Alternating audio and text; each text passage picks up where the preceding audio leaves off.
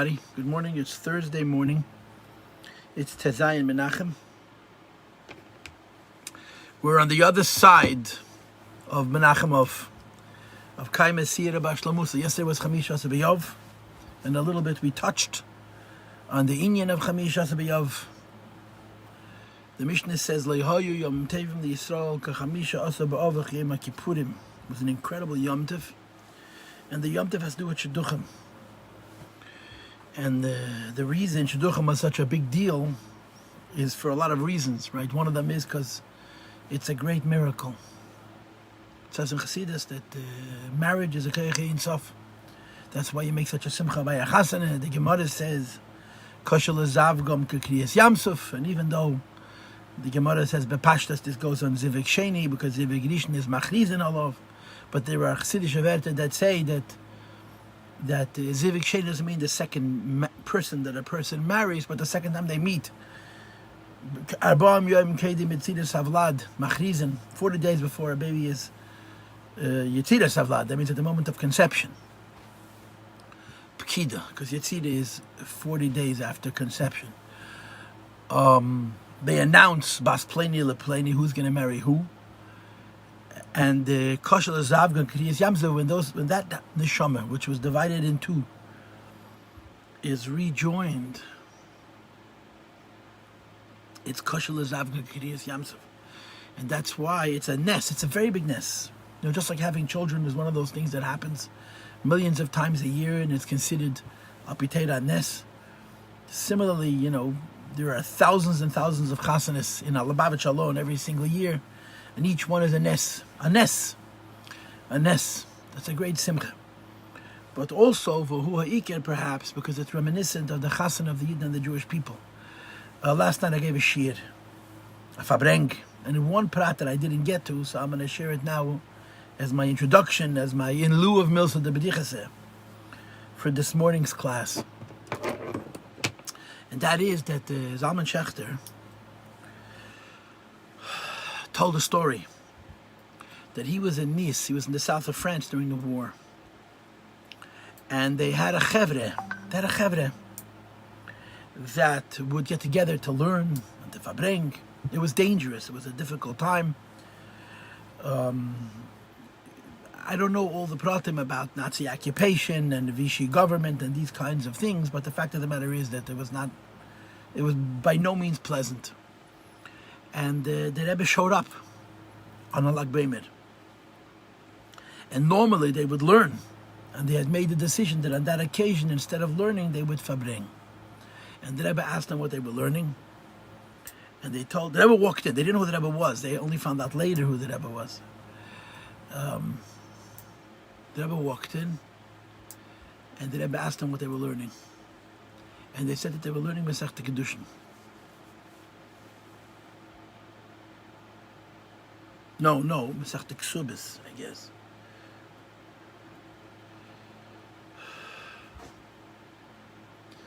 So the Rebbe began to explain the Mishnah, Besula Nisas L'Yem Arvi. And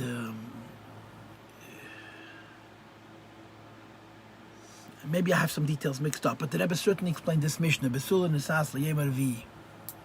And the Rebbe explained that Yem Arvi goes into Elef Harvi, the 4th millennia, after the year 3000, that the Yidden were in the Madrega of a Besula, and they Kvayachal was supposed to marry, or they did marry HaKadosh Baruch Hu in the Elef Harvi, and that's the Pshat Besula Nesas Yem Harvi, that the Yidden and HaKadosh Baruch Hu get married in the Elef Harvi. Then, of course, the halacha is that Almona b'Yem HaChamishi, because by an Almona there's no Tainas Psulim on the one hand, on the other hand there's not Shivas Yamei Mishta, there's just until Shabbos. So you have to have 3 days of whatever it is of Simcha. So you get married Thursday, Friday, Shabbos. And this is an Almona L'Yem HaChamishi. That means Yidden Eicha Hoysa Eicha Yashva Badot Ira Bas Yom Hoysa Ki Almona Ki Isha Shahalach Baila Lemedinas Ayom. That the way it's explained in Chazal, that Almona doesn't mean that the husband has died. If the husband is a Kadosh Baruch Hu, that's kind of hard. But Ki Isha Shahalach Baila Lemedinas, husband has abandoned her, has left her. And that's the idea of Yidden getting married, that Mashiach could have come on Thursday, the 5th millennium. And then you have a Gerusha, Machse Gerushase, is Be'elef HaShishi, is on Friday, because it's only one day of Simcha. That the relation between Yidden and the Eibishter could have been a B'sula. I mean, Mashiach could have come Be'elef HaRavi. Could have been an Almonah. I mean, Mashiach could have come Be'elef HaChamishi. And L'Poyel, it's Machse Gerushase, it's Be'elef HaShishi. And the Rebbe said this Dvar Teira to them. It was the beginning of the war. And when he got to this part, that it's even from Machse Gerushase, the Rebbe cried. And as he describes it, when the Rebbe cried and he wanted to hide the fact that he was crying, he would start to cough. And Chamish B'Yav is connected to this marriage. B'Yem Chasanase, B'Yem Simchas Libe, B'Yem Chasanase is Matan Teira, B'Yem Simchas Libe is the Binyan Beis HaMikdash, Yibanim Meher B'Meinu Amen. The marriage between Yidden and HaKadosh Baruch Hu. So now we go Mitzvah Hashem to Shnas Tov Shin Pei Aleph. Tochel Shana v'Kilel Eiseha, v'Tochel Shana u'Birch Eiseha. Der Bishol Ben Shnalma mit alle Brachas, der Bishol Hiten Yidden noch am Wakum Shehem, geben sie Parnasa Barchova. Und nicht von kein Problemen und nicht von kein Deige und auch viele nicht von kein Michush. Amen. Okay, we're learning the Mitzvas Hatefilla, and I don't have my study partner live, so now I'm talking to all of you online. And we're at the end of Perek Yud, the bottom of the page, Yud Dalet, Kuf Chav Beis. I'm in the middle of Yud Dalet. What's been going on is we've been having a discussion about Psukim, Shema Yisrael Hashem Elokeinu Hashem Echad. Baruch Shem Kum Chasol Avad. We already explained Hashem Elokeinu Hashem Echad and Baruch Shem, and then yesterday we went back to Shema Yisrael. I believe that the class I gave Sunday also was on that topic.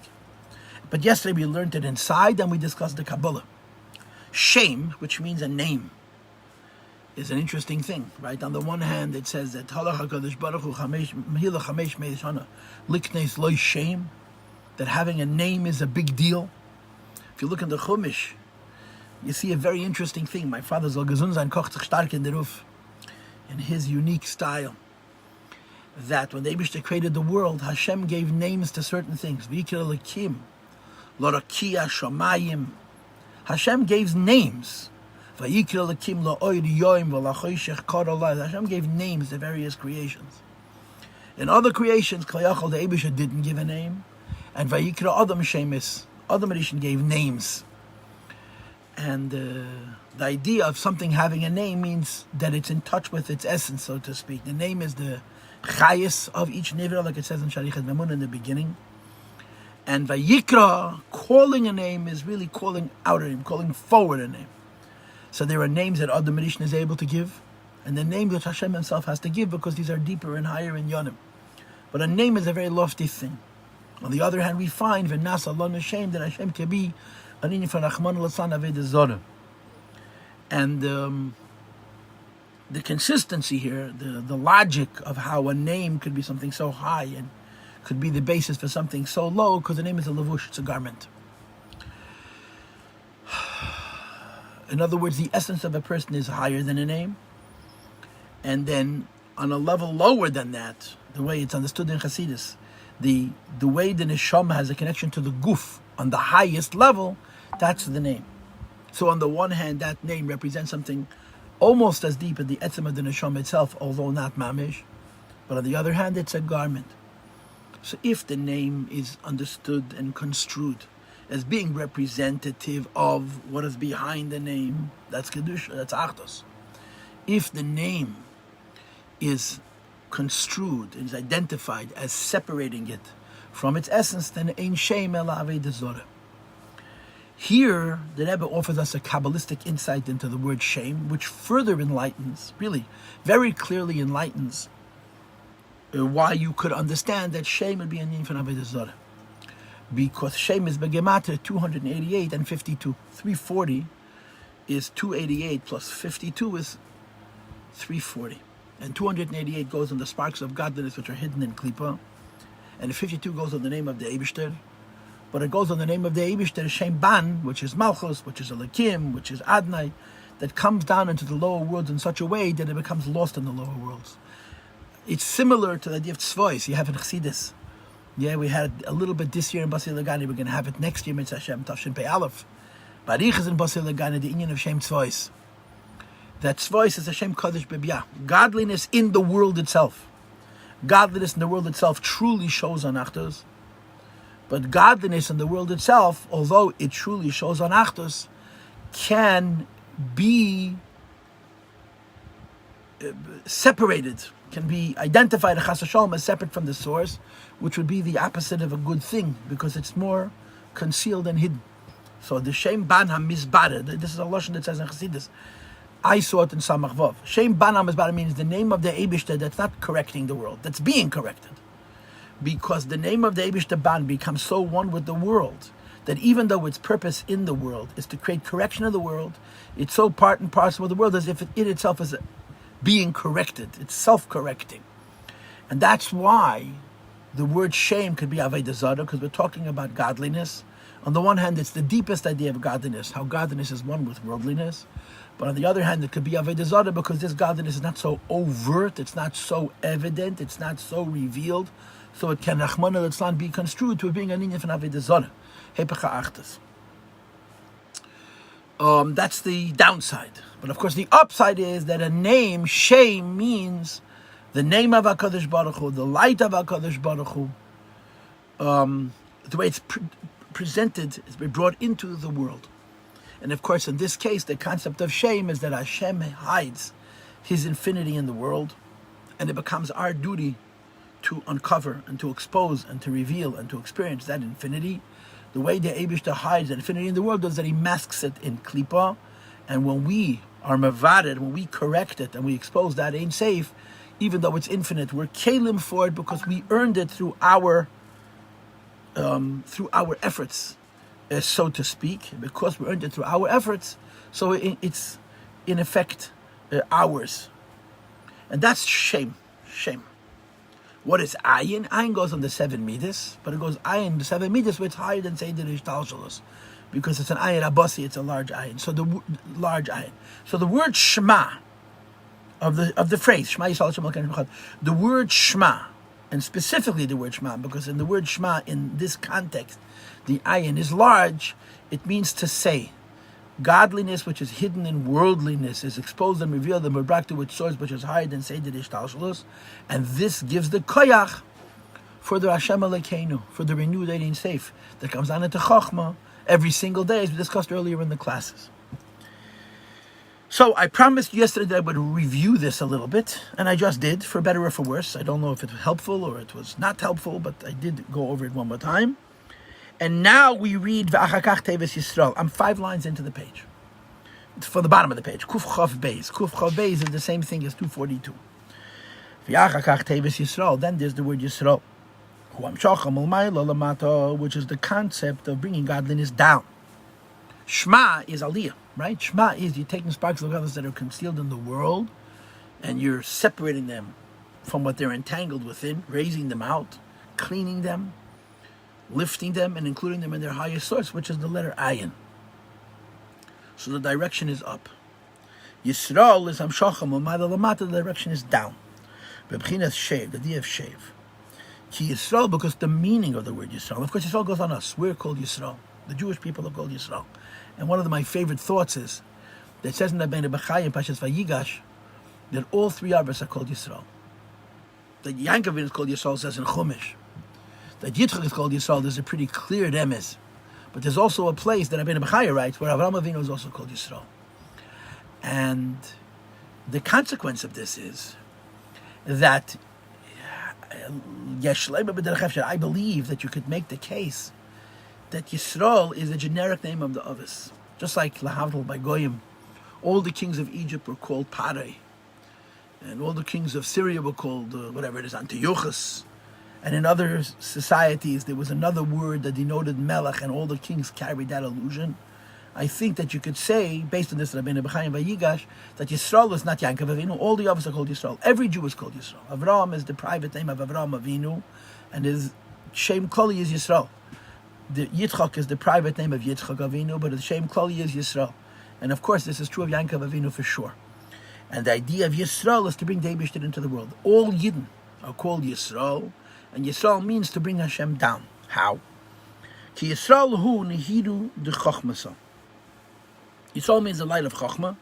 Hanikra El, that's called by Hashem's name Kale. Like it says in the Pasuk, Hashemayim misaprim keved Kale. The heavens tell the story or shine the light and reveal the glory of El, of the Eibishter himself. The Isa Bezer, the Zeir says, Minaharin umenatzitzin v'chuli, they shine and they affect nitzutz, right? Which means to glimmer or to sparkle. And those two words, Minaharin umenatzitzin, are the translation of the word mesaprim. And what are they? Minaharin umenatzitzim kaved Kale. So Yisrael, the word Kale means Elokus. And the word Yashar, Yud Shin Reish, is from the word Dashmai Mesaprim, that they shine the Inyan of Kale. That's how he teaches it in this particular case. So there are many different interpretations to the word Yisrael, like Sar Kale and Yashar Kale and others. But the one that seems to be true here is that Yashar means direct, straight. And in this case, Yashar, direct, means from heaven to earth without any interruption, without any obstacles, any blockages. So Kale goes in Elokus. And I wrote on the margin of my page that there's a maimer from the Rebbe, which I learned last summer, Anila Deidi. I think it's the one from Tafshin Chavov, which is the Melukat Chelik Dalit. On the bottom of page Shin Samach Chof, page Shin Samach Zayin, and what's called the Old Melukat. The Rebbe says that the word Kale, which is the first of the Yom Midas Arachmim, actually goes on Atzmus. And it's so gewaldic because it helps understand Shem Kale in a very different light. If you're familiar with the Kabbalah of names, Kale is Chesed. Kale is Chesed. Kale is Chesed, Kale is Gevurah, Vayis Teferes, and Netzach is Haydin Yesed, and Shai Kai is Malchus, and so on.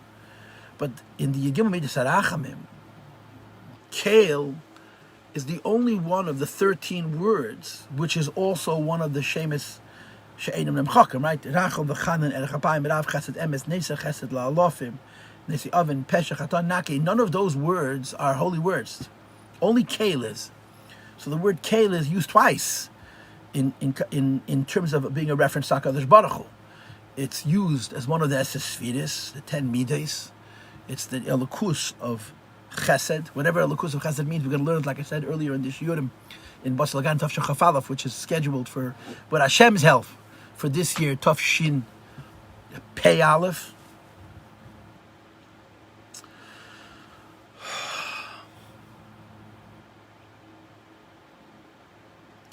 But it's also going on in the Yom Midas Harachmim. And of course, you know that we don't count Hashem, Hashem. The Arizal doesn't count the Hashem, Hashem in the Yom Midas Harachmim. He considers it higher than the Yom Midas Harachmim. There's a letter from the Rebbe, which is based on a Karban Asanal in Masechet Rosh Hashanah, written to Herschel Fogelman, all of Shalom, the Rebbe Shliach to Worcester, Massachusetts, for decades and decades and decades. Where the Rebbe explains the Yom Midas Harachmim 4 different shitas, and according to the Arizal, which is our shita, Havaya are higher than the Yom Midas Harachmim. But Kale is one of the 13 midas. So it's a Shem Kaddish, right? It's one of the names of Hashem you're not allowed to erase, but the way it's included in the Yud Gimel, like the Lashon from the Shaz HaTshuvas, from the Rabbi Go and Shleisha Asar Le Yadainu. So the Rebbe says that Kale is Atzmos, Hashem himself, based on the principle of Ermein Amoyer. And I believe he's saying the same thing here. Yashar Kale means that Yidden reveal Elokus, the Eibishter, into the world. And he connects the word Yashar with Hashemayim Mesaprim. He doesn't explain how, he just states. And then the Rebbe says, so based on what I just said, says the Tzemach Tzedek, it turns out that Shema Yisrael is Raseh V'Shuv. Shema is Aliyah, Birur, and Zichoch, and Aliyah, and Niskalus, Ratzu. And Yisrael, the way it's explained here, is to reveal Atzmos Amhos Kale, in this case, goes on the Eibishter himself, into the Eibishter, into the world. So when you have a Raseh V'Shuv, Shema Yisrael, Nimshach Achakach Hamshocha Me'erin Seif. Then you bring down Nu Ein Seif, V'Hayichud, and how that Nu Ein Seif joins with Bina and the words Hashem Elokeinu, as we discussed earlier in the Maimed, in the Tzemach Tzedek's Maimed here. That what? The whole Chiddush of Shema Yisrael is an Er Chodesh. Every day there's a new light. The Rekla from Ein Seif HaSevev Kalam, and that it has to meet Hishtalshalos through Chochmah, because of the mouths of Chochmah and Bittul.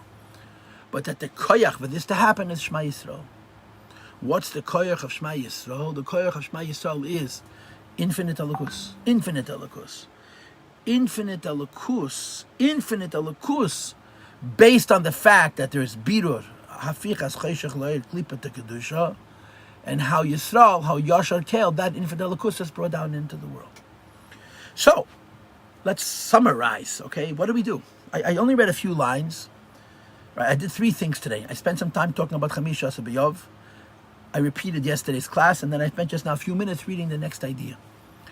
The Rebbe the Tzemach Tzedek just explained to us, Shema Yisrael, Hashem Elokeinu, Hashem Echad, and Baruch, Shem Kved Malchusei, La'olam Va'ed. How? That every day a new Ein Sof is brought into the world. And that new Ein Sof which is brought into the world comes down through all the steps of Seder Ishtalshalos. But first it comes down only in a general way. In Shemoneh Esrei, which we have not been talking about now, we're going to be discussing how that new Ein Sof comes down into every midah and every sfira differently, based on the kavanas of each bracha of the birchas of Shemoneh Esrei, which we're going to be talking about later. But Kriyas Shema is the idea of the new Eir. So the Rebbe said Shema Yisrael is the koyach, the ability that a Yid has, or the assuredness, the zicherkeit, the certainty that a Yid Mamshech knew Elokus into the world is based on Shema Yisrael. Shema is that a Yid has a connection to Ein Sof, has a connection to infinity because of the avoid of bidur, of struggling in this world. Yisrael means bringing that Ein Sof down. So first of all, Hashem, that it comes into Chochmah. Then Elokeinu, Chochmah joins with Bina. Havaya Echad means Zoin Malchus. And Baruch, then it comes down into Shem Kved Malchusei, which the Rebbe explained means Bria Yitzir and Asiyah, until it comes into this world, La'olam, to the world. And then, of course, I told you, like it says in Tanya, Vod is Asias Echad, Be'achlifas D'Chtayu, whatever it is, with the Shini Asias based on different klolim and that Allah Shalom Avesas, like it's brought in Tanya, Sharich D'Amunah. So, Vod is Echad. You bring down a lakus, a level of ha'ara that at least a Yehuda Tata, a lower achtos should be in the world. What's next? Look at the next words, V'ahavtas Hashem. Now you have to explain Avas Hashem. And what's the Rebbe going to explain? The Rebbe is going to explain that really the entire first parasha of Krishma is this Nakud of Shema Yisrael. The entire first parasha of Krishma is this crying out Atzma Ein Sof. That's what he's going to explain. He's going to explain how V'yahavta has to do with the Ahava of B'chol Moedecha. You'll see, I'm going to give it to Mr. Next week, Blin had it in the classes. I may rush through it. I've reserved the right to just lecture orally on certain parts of this Maimer if it gets too involved or too tangential, so that we can sort of stick to the point that we've been doing. The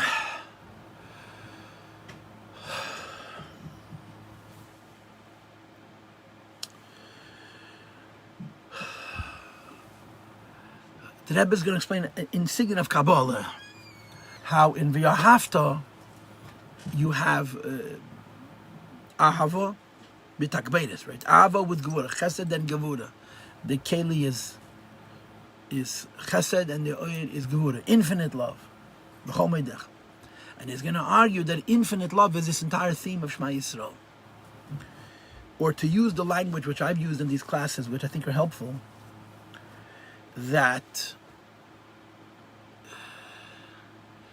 there's a Chana moment. A Chana moment. What's a Chana moment? The Chana moment is V'eshpech es nafshe lifnei Hashem.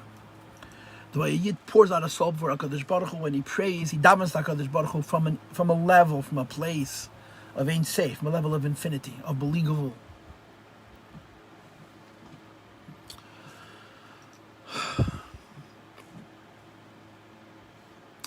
And a Chana moment is a special moment. It's special not only because of how one is praying, but what one is praying for. Because you can't have a Chana moment about a car. You can have a Chana moment about Zera Anoshim, a child like Shmuel Hanavi can elicit a Chana moment. And every day a Jew has a Chana moment. This Chana moment is Shema Yisrael and V'yahavta. And the idea is you want to reach Makeda D'Kaila. You want to touch God and be touched by God Himself. You know, another Siv Malka Lagabi. You don't want to have not only not the Ayin Sorim and not only not the Malachim, you don't even want the Svidus. You want to have Atzmos Amos, the higher definition of the words. Atzmos Amos. And to touch and be touched by Ein Save, and then of course to bring down Nu Chayes, which is going to be broken down in the various brachas of Shemini Esrei. So today's Thursday. So Mitzvah Sunday morning, Belina, there'll be a shir. And in that shir, we will explore, we'll go right there, we'll continue Perek Dalet. So good Shabbos to all of you, and thank you for joining.